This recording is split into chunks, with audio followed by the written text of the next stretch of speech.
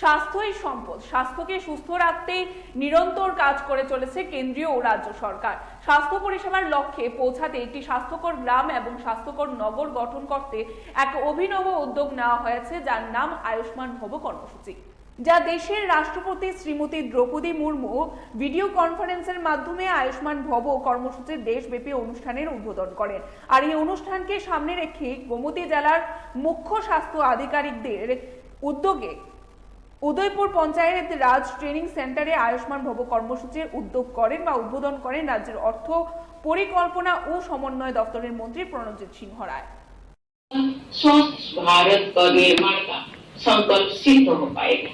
मुझे ये जानकर प्रसन्नता हुई है कि इस लक्ष्य को सिद्ध करने के लिए मल्टी मिनिस्टरियल अप्रोच अपनाया गया है।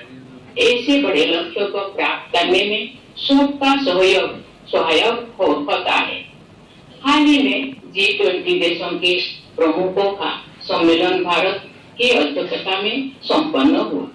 G20 एक्शन प्लान 2023 के तहत सस्टेनेबल डेवलपमेंट गोल्स को प्राप्त करने की दिशा में विश्व समुदाय द्वारा तेज गति से आगे बढ़ने का रोडमैप स्पष्ट हुआ है।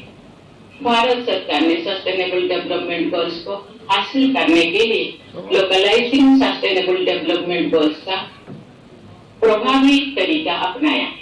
ভারতের কর্মসূচিকে সঠিকভাবে একেবারে দূর করে পৌঁছে দেওয়ার জন্য সরকার প্রজেক্ট নিয়েছেন, যোজনা নিয়েছেন এবং সেটাকে মানুষের কাছে সঠিকভাবে পৌঁছে দেওয়ার জন্য এবং সেটাকে গুরুত্ব দেওয়ার জন্য সেটা খুব দেশের মহান রাষ্ট্রপতি আজকে এই অনুষ্ঠানের সূচনা করছে।